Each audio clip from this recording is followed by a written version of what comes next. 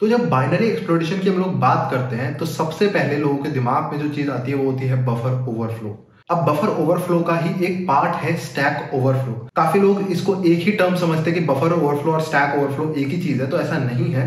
Buffer overflow का एक part है स्टैक ओवरफ्लो। बफर का मतलब होता है कोई भी टेम्पररी स्टोरेज, और ओवरफ्लो का मतलब होता है उसकी लिमिट से ज्यादा उसमें डेटा डालना। तो बफर ओवरफ्लो एक वाइडर टर्म है। कोई भी टेम्पररी मेमोरी जिसके अंदर हम ओवरफ्लो करते हैं उसे हम बफर ओवरफ्लो कहते हैं। ये हीप ओवरफ्लो भी हो सकता है, स्टैक ओवरफ्लो भी हो सकता है, other type of memory overflow हो सकते हैं। वहीं पर्टिकुलरली अगर हम बात करें स्टैक ओवरफ्लो की, तो स्टैक ओवरफ्लो एक स्मॉलर टर्म है। इसका मतलब है स्टैक एक मेमोरी लोकेशन होती है जिसके अंदर ओवरफ्लो करना। तो इस वीडियो में हम समझेंगे कि स्टैक क्या होता है। सबसे पहले ये बहुत इंपॉर्टेंट चीज है, ठीक है। अगर आप बाइनरी एक्सप्लोरेशन करने जाते हैं, रिवर्स इंजीनियरिंग, तो स्टैक बहुत मेन मेमोरी लोकेशन है आप लोगों के लिए। तो अगर आप सीरियस हो रिवर्स इंजीनियरिंग या बाइनरी एक्सप्लोरेशन सीखने के लिए, तो स्टैक को बिल्कुल स्किप मत करना। मैं अभी भी बोल रहा हूँ, सबसे इंपॉर्टेंट चीजों में से एक है स्टैक, ठीक है। इस वीडियो में हम लोग देखेंगे स्टैक होता क्या है, क्या काम होता है एक ऑपरेटिंग सिस्टम के अंदर स्टैक का। उसके अलावा हम समझेंगे स्टैक ओवरफ्लो एक्चुअली है क्या, ठीक है, कैसे हम स्टैक को ओवरफ्लो कर सकते हैं, और लास्ट में हम देखेंगे कैसे हम उसका फायदा उठा के उसको एक्सप्लॉइट कर सकते हैं। तो सबसे पहले हम समझते हैं कि एक प्रोसेस क्या होता है। जब हमारे पे कोई प्रोग्राम है, एक सॉफ्टवेयर है जिसको हम रन करते हैं, ठीक है, हमारे पे कोई आपने कोड लिखा, ठीक है, और आपने उसको रन करा, तो रन करने के बाद वो प्रोग्राम जो होता है वो प्रोसेस में कन्वर्ट हो जाता है। यानी कि जो उसका सारा कोड होता है वो रैम में लोड हो जाता है और रैम इंस्ट्रक्शन बाय इंस्ट्रक्शन उसको रन करता है, ठीक है। ये नॉर्मल से एक प्रोसेस की बहुत सिंपल सी डेफिनेशन। अब उस प्रोसेस को जब मैंने बोला उसका कोड रैम में रन हो जाता है, तो ऐसे बहुत सारे प्रोसेस रन कर रहे होते हैं एक मेमोरी के अंदर, बहुत सारे प्रोग्राम्स रन कर रहे होते हैं ना। कुछ ऑपरेटिंग सिस्टम के अपने खुद होते हैं, कुछ आप लोग रन कर रहे हो, कोई क्रोम रन कर रखा है या फायरफॉक्स रन कर रखा है, वो सारे प्रोसेस बन जाते हैं जैसे आप उनको रन करते हो, ठीक है। अब हर प्रोसेस को अपना एक मेमोरी रीजन दिया जाता है कि भाई आप रन कर रहे हो, ये प्रोसेस है, आपको मेमोरी की जरूरत होगी तो हम आपको इतना हिस्सा काट के दे देते हैं। तो हर प्रोसेस को कुछ मेमोरी का हिस्सा काट के दिया जाता है, जिसे हम कहते हैं उसका मेमोरी मैप, उस प्रोसेस का मेमोरी मैप। उस मेमोरी मैप में प्रोसेस अपने आप को कैसे बांटता है, वो अपने आप को 4 हिस्सों में बांट लेता है। अब ऑपरेटिंग सिस्टम ने उसको एक एरिया दे दिया कि इसके अंदर आपका सारा काम कर सकते हो आप, ये आपका एरिया है, इसमें अपना कोड रन करो, इसमें अपनी स्टोरेज बनाओ, जो करना है वो सब आप इसमें कर सकते हो। आपको एक मेमोरी एरिया दे दिएगा जिसे हम कहते हैं उस प्रोसेस का मेमोरी मैप। अब उस मेमोरी मैप के अंदर मेन 4 चीजें होती हैं जो एक प्रोसेस बनाता है अपनी, ठीक है। पहली होती है एप्लीकेशन, जो एप्लीकेशन का डेटा है, ठीक है। जब आपने किसी प्रोग्राम को रन करा, एल्फ है, EXE है, जब उसका रन करा तो उसका जो कोड होगा वो सारा इसके अंदर होगा, जिसे हम .text सेक्शन का कोड भी कहते हैं। .bss सेक्शन होता है एक एल्फ के अंदर, ये सब मैंने असेंबली वाली में पढ़ाया था। .data सेक्शन होता है, वो सारा जितना भी एल्फ का कोड है, ठीक है, या फिर जो अलग अलग सेक्शंस हैं जो एक एल्फ के अंदर होते हैं या EXE के अंदर होते हैं, वो सारे एप्लीकेशन डेटा बोलते हैं, वो सारा इसके अंदर आ जाएगा। फिर उस प्रोसेस की मेमोरी का अगला रीजन आता है हीप, ठीक है। हीप क्या होता है? हीप एक स्टोरेज होती है। भाई ये एप्लीकेशन रन कर रही है, इसको अपनी एक स्टोरेज भी चाहिए। फॉर एग्जांपल ये एप्लीकेशन यूजर से इनपुट मांग रही है, तो उस इनपुट को कहाँ स्टोर करेगी? उसको एक स्टोरेज तो चाहिए ना जहां पे वो डेटा को स्टोर कर पाए। कोई वेरिएबल बनाया a=1, तो उस 1 को वो कहाँ स्टोर करेगी? वो हीप में आप स्टोर कर सकते हो, ये एक स्टोरेज होती है। और हीप सिर्फ अकेली स्टोरेज नहीं होती, स्टैक, अभी हम इसके बारे में बात करने वाले, ये भी एक स्टोरेज है। जैसे हीप एक स्टोरेज है, वैसे ही स्टैक भी एक स्टोरेज है। दोनों में अलग अलग डिफरेंस है, मैं समझाऊंगा कौन सी चीज को कब यूज करना होता है। दोनों एक स्टोरेज होती है, ठीक है। डिपेंड करता है आप कौन सी यूज किस टाइम पे करते हो। फिर नेक्स्ट चीज आती है लाइब्रेरीज। लाइब्रेरीज क्या होती है? जो एक्स्ट्रा कोड आप यूज करते हो। जैसे फॉर एग्जाम्पल अगर मैं पाइथन का एग्जाम्पल हूं, तो पाइथन में आप प्रिंट हेलो वर्ल्ड करते हो, तो प्रिंट एक फंक्शन आप यूज कर रहे हो जिसकी मदद से आप हेलो वर्ल्ड प्रिंट कर रहे हो, है ना। तो अब क्या प्रिंट का कोड आपने खुद लिखा है, आपने डिफाइन करा है प्रिंट के कोड को? नहीं, वो पहले से ही पाइथन वालों ने उसका कोड आपको दिया है, तो वो सारा लाइब्रेरीज में प्रेजेंट होता है। तो वैसे ही जब हम किसी प्रोग्राम को रन करते हैं तो बहुत सारा कोड ऐसा होता है जो हमने खुद नहीं लिखा होता है ना। तो वो सारा कोड कहां से आता है? वो लिनक्स की जो लाइब्रेरीज होती है उनमें पहले से लिखा होता है। प्रिंटफ का कोड, गेट्स फंक्शन का कोड, या बहुत सारे जितने भी आप फंक्शन यूज करते हो वो सारा लाइब्रेरीज में पहले से लिखा रहता है। तो उनका कोड भी आपको लोड करना पड़ेगा क्योंकि आप उनका यूज लेने वाले हो। भाई एप्लीकेशन के अंदर सिर्फ वो कोड आता है जो आपने खुद लिखा है। जो आपने नहीं लिखा फिर भी आप अपने प्रोग्राम में यूज करो, है ना, प्रिंट करने के लिए, इनपुट लेने के लिए, वो सारा कोड आप खुद नहीं लिखते, आप बस फंक्शन का नेम लिखते हो और वो काम कर देते हैं। वो सारा कोड भी तो कहीं ना कहीं लिखा होगा ना, तो वो सारा भी लोड होता है मेमोरी के अंदर, उसे हम कहते हैं ये लाइब्रेरीज वाला हो गया। जिसमें सबसे इंपॉर्टेंट फाइल होती है लिप्सी, जिसके अंदर सारा ज्यादातर मेन कोड होता है, लिप्सी फाइल जिसे हम कहते हैं, ठीक है। उसके बाद आता है स्टैक। स्टैक एक और मेमोरी लोकेशन है। एप्लीकेशन को अगर डेटा स्टोर करना है तो वो स्टैक के अंदर भी स्टोर कर सकता है। अब आता है मेन डिफरेंस, समझ लेते हैं हीप और स्टैक में क्या डिफरेंस है। हीप जो होती है वो बहुत बड़ी मेमोरी होती है, स्टैक उसके कंपेरेटिवली छोटी मेमोरी होती है, ठीक है। तो अगर आपको छोटा कम डेटा स्टोर करना है तो आप स्टैक का यूज ले सकते हो, आपको बड़ा डेटा स्टोर करना है तो आप हीप का यूज लेते हैं। नॉर्मली ऐसे हम करते हैं, ठीक है, क्योंकि स्टैक जो होता है लिमिटेड होता है, हीप अनलिमिटेड होता है, यानी कि मतलब अनलिमिटेड इन द सेंस एक प्रोसेस में हीप बढ़ता जाता है, जब तक बिल्कुल रैम फुल नहीं हो जाती तब तक वो काम कर सकता है। स्टैक को एक लिमिटेड एरिया होता है जो ऑपरेटिंग सिस्टम ने बोल दिया कि आपका स्टैक ये है तो इतना ही है। लेकिन हीप में क्या होता है, हीप को आप बढ़ा सकते हो। आपका हीप फुल हो गया, आप बोलोगे ऑपरेटिंग सिस्टम को मेरा हीप का एरिया बढ़ा दो, वो बढ़ा देगा, ठीक है। तो ऐसे आप काम कर सकते हो। तो इसीलिए स्टैक जो होता है एक स्टैटिक मेमोरी भी हम बोलते हैं, यानी कि स्टैटिक है, एक जगह फिक्स है, इतनी दे दी इतनी ही है। हीप को हम डायनामिक मेमोरी इसलिए बोलते हैं क्योंकि ये रन टाइम पे बढ़ाई जा सकती है। मैं रन कर रहा हूँ, हीप फुल हो गया, अब बढ़ा दो भाई, ऑपरेटिंग सिस्टम को बोला मेरे को और डेटा भरना है तो हीप बढ़ सकता है, इसलिए हम इसको ये कहते हैं। तो बेसिक साइड डिफरेंस था, आपको समझ आ गया कहाँ पे हीप यूज करना है, कहाँ पे स्टैक यूज करना है, ठीक है। अब हम मेन स्टैक के बारे में पढ़ रहे हैं, स्टैक ओवरफ्लो का ये पूरा टॉपिक है ना, तो हम स्टैक पे मेन फोकस करेंगे कि एक्चुअली में स्टैक कैसे यूज होता है, ठीक है, कहाँ यूज होता है और कैसे हम इसको फिर बाद में देखेंगे ओवरफ्लो कर सकते हैं। तो हमारे पास एक सी का सोर्स कोड है, ठीक है, मैंने उसका यहाँ पे असेंबली वर्जन लिख दिया और हमने यहाँ पे स्टैक बना दिया। हम देखेंगे कैसे कैसे वो स्टैक में डेटा स्टोर करते हैं हम और कैसे स्टैक से डेटा निकालते हैं, ये सब हम देखेंगे, पूरा स्टैक की वर्किंग समझेंगे, ठीक है। तो अब यहाँ पे देखते हैं, यहाँ पे सी का ये सोर्स कोड है, बहुत ईजी सा कोड है। सबसे पहले एक मेन फंक्शन है जो कि एक फंक्शन को कॉल कर रहा है, ये जो मैंने ऊपर लिख रखा है, और उसके बाद प्रिंट कर रहा है हेलो वर्ल्ड, पुट्स कर रहा है हेलो वर्ल्ड। और जो ये फंक्शन है ये क्या काम कर रहा है, एक ए नाम का वेरिएबल बना रहा है जिसके अंदर 1 स्टोर कर रहा है, बी नाम का वेरिएबल बना रहा है जिसके अंदर 2 स्टोर कर रहा है और रिटर्न कर रहा है। तो मतलब आप देखोगे कुछ कॉम्प्लेक्स कोड नहीं, बिल्कुल सिंपल कोड है ना। ये इसको कॉल कर रहा है, ये ए और बी वेरिएबल बना रहे हैं जिसके अंदर 1 और 2 स्टोर कर रहे हैं, रिटर्न कर रहा है, और ये उसके बाद हेलो वर्ल्ड प्रिंट कर देगा। बस सिंपल सा कोड है। ये इसका असेंबली वर्जन है, यहाँ पे आप देखोगे बहुत सिंपल है, जैसे यहाँ पे लिखा है वैसे यहाँ पे भी कॉल कर रहा है फंक्शन को। फंक्शन पे जाओगे उसके बाद ये सब हम समझेंगे, ये मेन स्टैक का काम है यहाँ पे। उसके बाद 1 को मूव करता है, 2 को मूव करता है वेरिएबल के अंदर, फिर रिटर्न कर जाता है और यहाँ पे पुट्स को कॉल कर देता है। तो सेम बिल्कुल कोड है असेंबली में उसका। अब स्टैक की बात करें, स्टैक एक मेमोरी लोकेशन है, मैंने बताया जैसे 1 है, ए के अंदर आपने 1 स्टोर करना है, तो ये स्टोर कहाँ होगा, किसी मेमोरी लोकेशन में स्टोर होगा ना, तो वो मेमोरी स्टैक है, तो हम उसको स्टैक के अंदर स्टोर करेंगे 1 और 2 को इस टाइप से, ठीक है। और यहाँ पे जो आरएसपी और आरबीपी देख रहे हो, ये 2 पॉइंटर्स होते हैं स्टैक के, ठीक है, इन्हें रजिस्टर्स कह सकते हो। ये 2 पॉइंटर होते हैं, ठीक है, यानी कि ये क्या बताता है, आरबीपी ये बेस पॉइंटर होता है, यानी कि ये बताता है कि भाई स्टैक का एंड कहाँ पे है, ठीक है, जो स्टैक है वो कहाँ पे खत्म हो रहा है। तो जैसे आप देख रहे हो स्टैक की एंडिंग को पॉइंट करता है। आरएसपी क्या है, आरएसपी बताता है स्टैक की स्टार्टिंग कहाँ है, यानी कि यहां तक फुल है स्टैक, यहां तक भर चुका है, ये सारा डेटा भर चुका है, कोई रैंडम डेटा होगा, अभी हम इस पे ध्यान नहीं दे रहे। यहां तक का जो स्टैक है वो फुल है। आपको जो करना है इससे ऊपर काम करोगे। स्टैक हमेशा नीचे से ऊपर भरता है, इस बात को याद रखना है, ऐसा नहीं कि ऊपर से नीचे आएगा, नीचे से ऊपर। तो मैं सामान रखूंगा तो यहाँ आएगा, यहाँ आएगा, यहाँ आएगा, ऐसे जाता है। जैसे हम प्लेट रखते हैं ना, किसी टेबल के ऊपर प्लेट रखोगे तो सबसे पहली प्लेट, फिर उसके ऊपर दूसरी तीसरी प्लेट, वैसे ही यहाँ पे डेटा भरता है, पहला डेटा फिर दूसरा डेटा, ऐसे ऊपर ऊपर भरता जाता है। तो यहां तक भरा हुआ है पहले से ही, और ये बता रहा है कि स्टैक की एंडिंग यहाँ पे। अब स्टैक में एक और चीज समझनी होती है हमारे को, हर फंक्शन का अपना अलग स्टैक बनता है, ठीक है, यानी कि ये फंक्शन है तो इसका जो स्टैक होगा वो अलग बनेगा, मेन का अलग बनेगा, ठीक है। इसे हम कहते हैं स्टैक फ्रेम्स। जैसे एक पेज होते हैं ना कॉपी में, पेज, एक पेज अलग हो गया, दूसरा पेज, वैसे ही स्टैक के अंदर पेजेस होते हैं, हर फंक्शन का अपना अलग पेज होता है। इसका फायदा क्या है, मान लो ये फंक्शन खत्म हो गया, अब इसका यूज नहीं है, तो मैं उस फ्रेम को डिलीट मार दूंगा, मैं उस पेज को फाड़ दूंगा ताकि मैं उसका यूज कर पाऊं आगे, कहीं वो मेमोरी लोकेशन फ्री हो जाएगी और मैं उसका आगे यूज ले सकता हूं, इसलिए हम ऐसा करते हैं। तो ये काफी अच्छी चीज होती है ना, हर फंक्शन का अलग बनाओ, ये फंक्शन का काम खत्म, इसका जितना डेटा था वो डिलीट मारो ताकि हम उसको आगे यूज कर पाए। तो मेन का अलग बनेगा यहाँ पे, मतलब अलग इन द सेंस ऐसा कुछ नहीं, बस इसके टुकड़े हो जाएंगे कि ये अलग हो गया, ये फंक्शन के लिए दे दिया, ये मेन फंक्शन के लिए दे दिया, इस टाइप से, ठीक है। अब हम इसको समझना शुरू करते हैं। हम यहाँ पे जो इंस्ट्रक्शन बाय इंस्ट्रक्शन इस कोड को रन करेंगे ताकि समझ आए। तो सबसे पहले हमारा कौन सा इंस्ट्रक्शन है, कॉल फंक, ठीक है। ये पॉइंटर है जो ग्रीन कलर का दिख रहा है, ये पॉइंटर है, बताएगा कौन सा इंस्ट्रक्शन हम रन करने वाले हैं, ठीक है। तो यहाँ पे सबसे पहले हम कॉल करने वाले हैं, कॉल फंक्शन को कॉल करने वाले। जब किसी फंक्शन को कॉल लगने वाली होती है तो इसका मतलब हम यहाँ पे जाने वाले, हमारा जो ये पॉइंटर है यहाँ से कूद के यहाँ पहुंच जाएगा, हम ये कह रहे हैं, है ना।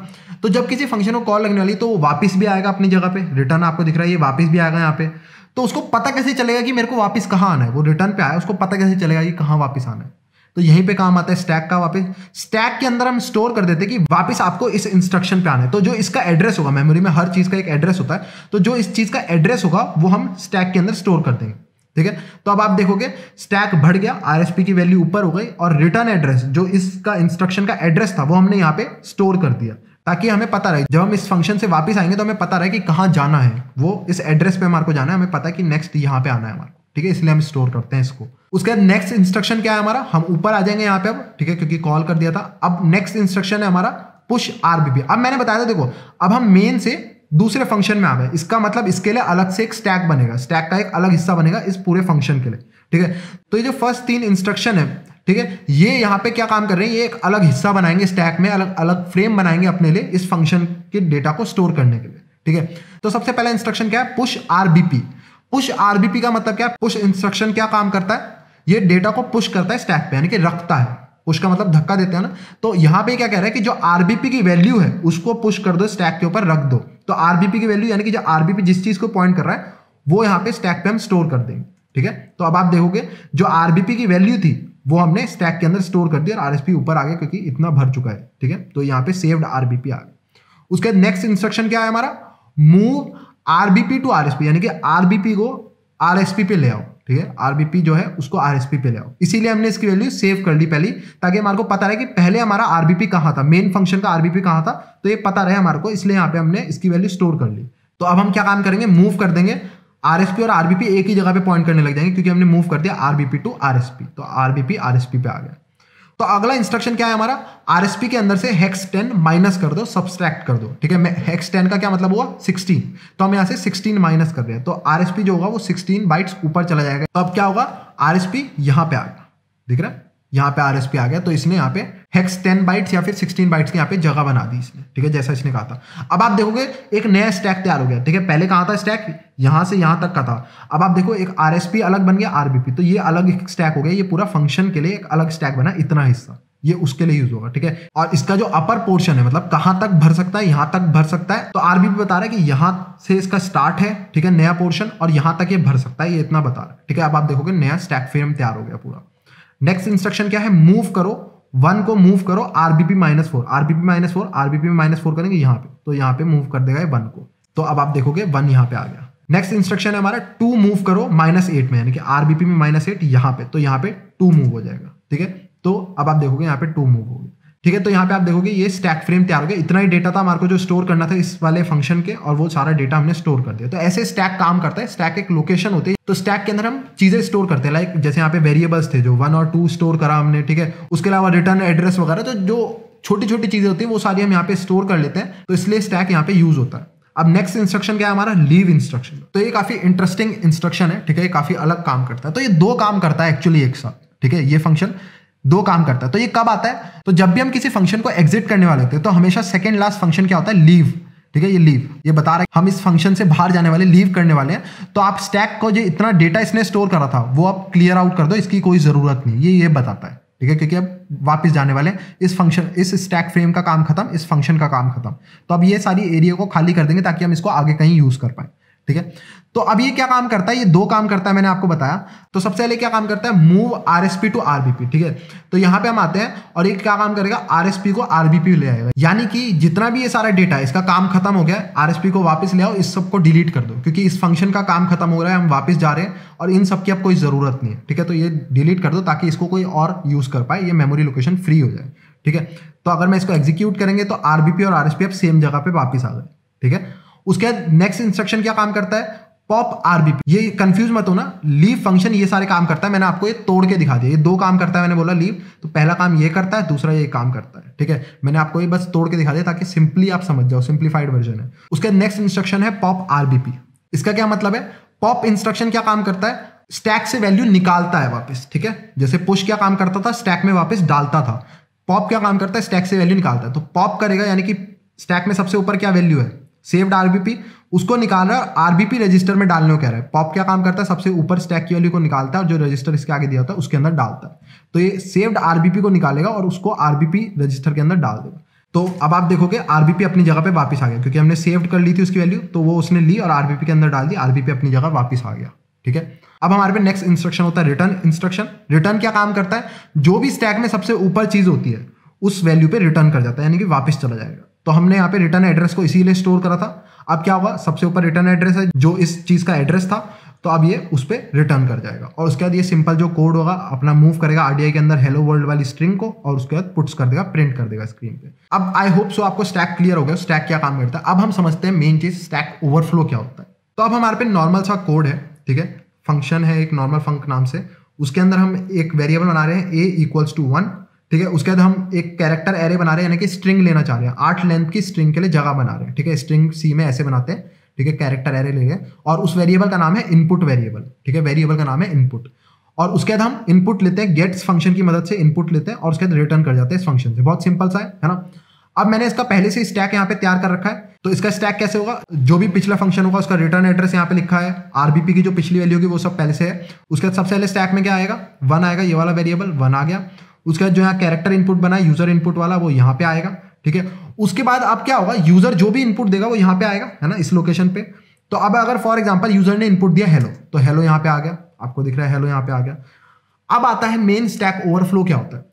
अब यहाँ पे आप देखोगे तो यहाँ पे हमने जो लेंथ दी है वो 8 स्पेसिफाई करिए कि भाई 8 लेंथ का ही इनपुट डालना है, लेकिन यूजर को थोड़ा ना पता कि आधी लेंथ का डालना है, तो प्रोग्रामर ने सेट कर दिया व्हाट इफ मैंने 8 लेंथ से ज्यादा का इनपुट डाल दिया तो क्या होगा। तो अगर मैं 8 लेंथ से ज्यादा का इनपुट डालता हूं तो अगली चीज जो होगी स्टैक में वो ओवरराइट कर देगा उसको। यहाँ पे 1 थी वैल्यू ए की, लेकिन अब ए की वैल्यू क्या हो गई, ए हमने बहुत सारे ए डाले, ठीक है, 8 से ज्यादा डाल दिए तो वो सब ओवरराइट हो गए, ये हो गए ए, ये भी ए हो गया, ए की वैल्यू 1 हटके ए हो गई मेमोरी के अंदर, ठीक है, क्योंकि हमने ओवरराइट कर दिया डेटा, समझ गए। अब आता है यहाँ पे, ठीक है, स्टैक ओवरफ्लो हम समझ गए, बस ये था स्टैक ओवरफ्लो, बहुत सिंपल था, हमने ज्यादा डेटा डाल दिया, जितना डालना चाहिए था उससे ज्यादा डाल दिया तो हम वैल्यू को ओवरराइट कर सकते हैं मेमोरी के अंदर। तो मेन क्वेश्चन आता है ये डेंजरस क्यों है, मतलब ठीक है बहुत नाम है स्टैक ओवरफ्लो का और मैं आपको बता देता हूँ इससे RCE मिल जाता है हमारे को बड़े आराम से, है ना, रिमोट कोड एग्जीक्यूशन। तो ये इतना खतरनाक क्यों है, हाँ ओवरराइट कर सकते हैं, तो इससे हमारे को क्या फायदा है, बेनिफिट कैसे, RCE कैसे मिलेगा। तो लेट से यूजर ने और ज्यादा बड़ा इनपुट डाल दिया, अभी तो सिर्फ इतना सा डाला था, और बड़ा इनपुट डाल दिया, तो उससे क्या होगा, जो सेव्ड आरबीपी था वो भी हमने ओवरराइट कर दिया, जो रिटर्न एड्रेस था वो भी हमने ओवरराइट कर दिया, हमने सब ओवरराइट कर दिया जितना डेटा था स्टैक के अंदर, ठीक है। अब इससे होगा क्या, जब ये सारी चीजें पूरी हो जाएंगी तो हम रिटर्न इंस्ट्रक्शन पे आएंगे और रिटर्न क्या काम करेगा, जो भी स्टैक में सबसे ऊपर वैल्यू होगी उस पर रिटर्न करने की कोशिश करेगा, यही होगा। लेकिन अगर हम देखें तो स्टैक में सबसे ऊपर हमने जो यूजर इनपुट डाला था ओवरराइट कर दिया था हमने, जो return address saved return address था वो भी ओवरराइट कर दिया था हमने फुल, है ना, तो उसकी वैल्यू ए हो गई। तो ये क्या काम करेगा, ए पे रिटर्न करने की कोशिश करेगा, रिटर्न करेगा ए पे। लेकिन क्या ये सही में कर सकता है, नहीं। तो यहां पे आएगा सेगमेंटेशन फॉल्ट। सेगमेंटेशन फॉल्ट क्या आता है कि भाई ये तो कोई वैलिड एड्रेस ही नहीं है, जो आपने वैल्यू डाली है हेक्स 4141, ए जो होता है उसको हम हेक्स में 41 बोलते हैं, ठीक है, उसके ए की हेक्स में वैल्यू होती है 41, मेमोरी के अंदर सब कुछ हेक्स में दिखता है आपको। तो यहाँ पे क्या आएगा, हेक्स 4141 या फिर A is not a valid address, ये कोई ऐसा एड्रेस ही नहीं है जिसमें मैं वापस जाऊं, आपने कुछ गलत एड्रेस डाल दिया तो यहाँ पे क्रैश हो जाएगी एप्लीकेशन और हमारे को देखिए सेगमेंटेशन फॉल्ट। लेकिन अब हम इसको एक्सप्लॉइट कैसे कर सकते हैं, मतलब ठीक है बहुत अच्छी बात है, क्रैश कर दिया, हम इसमें सेगमेंटेशन फॉल्ट ला सकते हैं, लेकिन इससे हमारा क्या बेनिफिट है, मतलब इससे RCE कैसे मिलेगा। तो अगर आप सोचोगे तो ये ए को हम कंट्रोल कर रहे हैं, है ना, यूजर ने डाला है डेटा, हम यहाँ पे कुछ भी लिख सकते हैं, ए की जगह बी कर सकते हैं, कुछ भी लिख सकते हैं ना। तो अगर मैं इसकी जगह कुछ ऐसा डाल दूं, सिस्टम फंक्शन bin sh, तो ये क्या काम करेगा, ये रिटर्न कर जाएगा वापस जिस फंक्शन ने इसको कॉल करता उसकी जगह पे सिस्टम फंक्शन पे रिटर्न कर जाएगा विद आर्ग्यूमेंट bin sh। तो क्या होगा, ये सिस्टम फंक्शन को कॉल कर देगा विद bin sh, उससे क्या होगा, हमारे को शेल मिल जाएगा। सिस्टम फंक्शन सिस्टम में कमांड एग्जीक्यूट करने के लिए यूज होता है और उसमें मैंने कमांड दिया bin sh, जिससे मेरे को शेल मिल जाएगा। तो समझ रहे हो कैसे हम एक स्टैक ओवरफ्लो को एक्सप्लॉइट कर सकते हैं, उसका जो रिटर्न एड्रेस है हम उस पर अगर कुछ भी लिख सकते हैं, ठीक है। स्टैक ओवरफ्लो में हमारा मेन काम होता है किसी तरह ओवरफ्लो करके जो रिटर्न एड्रेस है, सेव्ड रिटर्न एड्रेस, ठीक है, उसको ओवरराइट करना है, क्योंकि अगर मैंने उसको ओवरराइट कर दिया अपनी वैल्यू से तो इसका मतलब मैं उसमें ये भी लिख सकता हूँ, सिस्टम को कॉल करो with bin sh as argument, वो कॉल करेगा, हमारे को शेल मिल जाएगा एंड हमने बाइनरी को एक्सप्लॉइट कर दिया, हमें रिमोट कोड एग्जीक्यूशन मिल गया। सो आई होप आपको ये क्लियर हुआ होगा, ये बहुत इंपॉर्टेंट है, आपका पूरा बेस इसी से क्लियर होगा स्टैक ओवरफ्लो का। नहीं समझ आया तो 2-3 बार देख लेना, चाहे स्टैक को अच्छे से समझ लो, ठीक है, कैसे ओवरफ्लो को हम एक्सप्लॉइट कर सकते हैं ये समझ लो, इसका प्रैक्टिकल करेंगे तो बिल्कुल इमेज क्लियर हो जाएगी और आप खुद भी बड़े आराम से कर पाओगे। सो आई होप सो आपको स्टैक ओवरफ्लो समझ आया हो और इसका प्रैक्टिकल जरूर करने वाले हैं हम आने वाली वीडियोस में। तो अगर आपको ये समझ आ गया तो प्रैक्टिकल आपके लिए बहुत ईजी हो जाएगा। So please like the video, subscribe the channel, thank you and good bye.